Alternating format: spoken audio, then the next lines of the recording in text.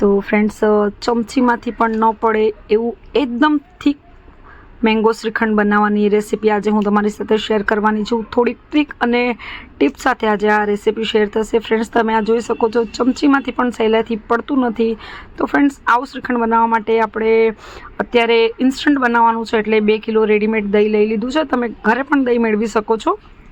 તો ફ્રેન્ડ્સ, આ દહીંને પહેલાં આપણે જે પાણી હોય છે એમાંથી એ કાઢી લેવાનું છે. તો પાણી કાઢવા માટે ફ્રેન્ડ્સ આપણે એકદમ પતલું મલમલનું કપડું લીધું છે, આ તમે જોઈ શકો છો. અને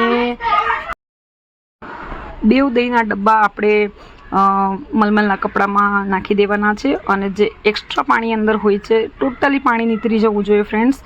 એટલે પાણી નીતરતા ઓછામાં ઓછો 6 થી 7 કલાકનો સમય લાગી જાય છે.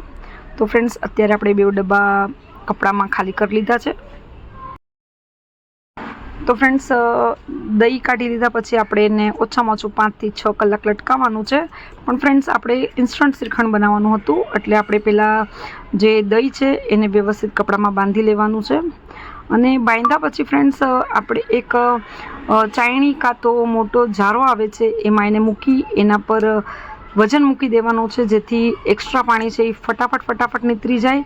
આ તમે જોઈ શકો છો, એકદમ ફિટ આપણે એને બાંધી લીધું છે.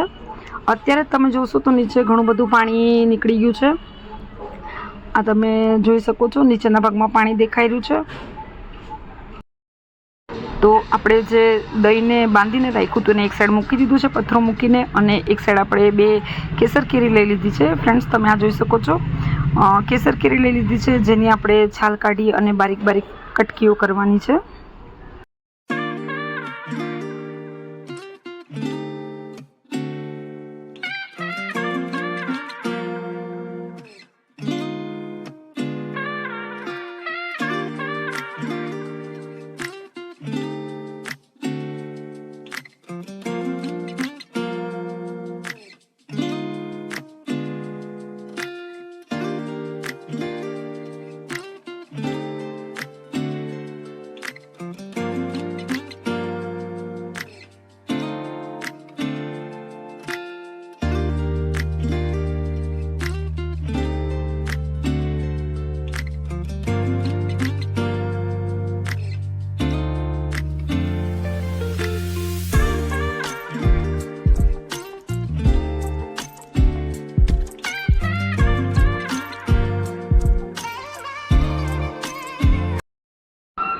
તો આપણે કેરીની બારીક બારીક કટકી કરી લીધી છે. હવે આપણે કેરીની આ જે કટકી છે સાઈડમાં મૂકી દીધી, અને જે દહીં બાંધીને રાખ્યું હતું એમાંથી ટોટલી પાણી બધું નીતરી ગયું છે. આ તમે જોઈ શકો છો, 2 કિલો દહીંનું જે મઠ્ઠો હોય છે કેટલો નીકળ્યો છે, જે માવો કહીએ છીએ અંદરનો, એ જે કેટલો નીકળ્યો છે તમે જોઈ શકો છો. અડધા કરતાં પણ અડધો જે દહીંનો માવો છે એ નીકળ્યો છે, આ તમે જોઈ શકો છો.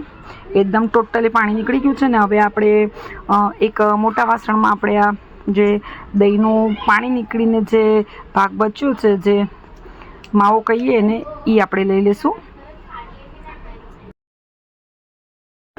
તો દહીંનો જે માવો હતો એ આપણે એક વાસણમાં લઈ લીધો છે. ટોટલી પાણી ફ્રેન્ડ્સ નીતરી જવું જોઈએ. એકદમ થીક શ્રીખંડ બનાવવું હોય તો ક્યારે પણ ધ્યાન રાખવાનું, એકદમ ટોટલી પાણી નીતરી જવું જોઈએ. અને પાણી નીકળી જાય એના માટે ફ્રેન્ડ્સ એકદમ ફિટ બાંધી અને એની ઉપર આપણે પથ્થરો મૂકી દેવાનો, જેથી મોટા પથરાના વજનથી બધું જ પાણી નીતરી જાય. અને ફ્રેન્ડ્સ, હવે આ તમે જોઈ શકો છો કે જે માવો છે આપણે એને વ્યવસ્થિત હલાવી લેવાનો છે, એટલે એકદમ સ્મૂથ એવું શ્રીખંડ આપણું બને.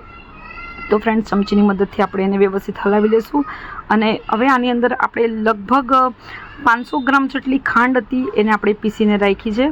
તો ફ્રેન્ડ્સ, તમે જોઈ શકો છો, 2 કિલો શ્રીખંડ હતું, એમાંથી પાણી નીતર્યા પછી લગભગ 700-800 ગ્રામ જેટલો માવો બચ્યો છે. તો આપણે 500 ગ્રામ જેટલી ખાંડ હતી એને પીસીને રાખી છે. તો આપણે એમાંથી જરૂરિયાત પ્રમાણે ખાંડ એડ કરશું, કેમ કે દહીં આપણું ખાટું નહોતું. દહીં જો ખાટું હોય તો એક્સ્ટ્રા ખાંડ લાગે છે. તો આમાંથી આપણે 350-400 ગ્રામ જેટલી ખાંડ એડ કરવાની છે, કેમ કે કેરી પણ આપણે એડ કરશું. કેરી પણ મીઠી હોય છે, તો 350-400 ગ્રામ જેટલી ખાંડ એડ કરશું, અને બીજી ખાંડ આપણે સાઈડમાં મૂકી દઈશું.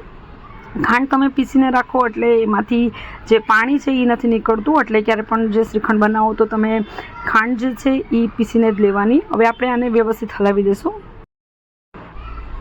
તો આપણું જે શ્રીખંડ છે એકદમ વ્યવસ્થિત હલાવીને આપણે રેડી કરી દીધું છે. આ તમે જોઈ શકો છો એકદમ સ્મૂથ એવું શ્રીખંડ બનીને રેડી થયું છે.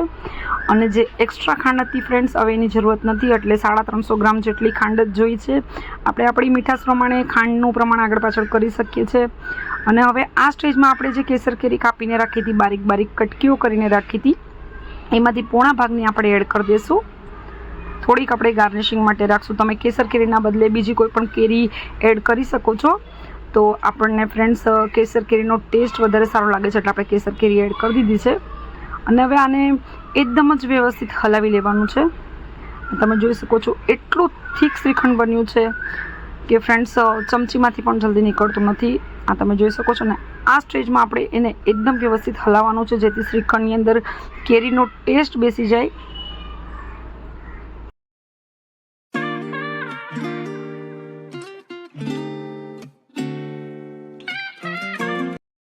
તો આપણું શ્રીખંડ એકદમ જ રેડી થઈ ગયું છે. આ તમે જોઈ શકો છો જે કેરી હતી એ પણ એકદમ વ્યવસ્થિત અંદર મિક્સ થઈ ગઈ છે. કેરીનો કલર પણ અંદર શ્રીખંડમાં બેસી ગયો છે. તો હવે આપણે એને ચીલ્ડ કરી અને સર્વ કરશું. 2-3 કલાક માટે આપણે ફ્રીઝરમાં રાખશું, એટલે શ્રીખંડ એકદમ જ ઠંડુ થઈ જશે. તો ફ્રેન્ડ્સ હવે આપણે એને સર્વ કરી લઈશું. આપણે સર્વ કરવા માટે એક બાઉલ લઈ લીધો છે. આ તમે જોઈ શકો છો થિકનેસ શ્રીખંડની. તો હવે આ સ્ટેજમાં આપણે જે કટકી કટ કરીને રાખી હતી કેસર કેરીની, એ ઉપરથી ગાર્નિશિંગ માટે થોડીક હતી જે એ આપણે સ્પ્રિંકલ કરી દઈશું. સુપર ટેસ્ટી ફ્લેવરવાળું અને એકદમ થીક એવું શ્રીખંડ આપણું બનીને રેડી થઈ ગયું છે. તો ફ્રેન્ડ્સ જો તમને આ રેસીપી આપણી પસંદ આવી હોય તો પ્લીઝ લાઇક કરજો, શેર કરજો, કમેન્ટ કરજો અને સબસ્ક્રાઈબ કરજો. ચેનલમાં નવા હોય તો સાથે સબસ્ક્રાઈબ કરી બેલ નોટિફિકેશનને ક્લિક કરજો, જેથી આવવાવાળા મારા બધા જ વિડીયોની નોટિફિકેશન તમને મળતી રહે. Thank you.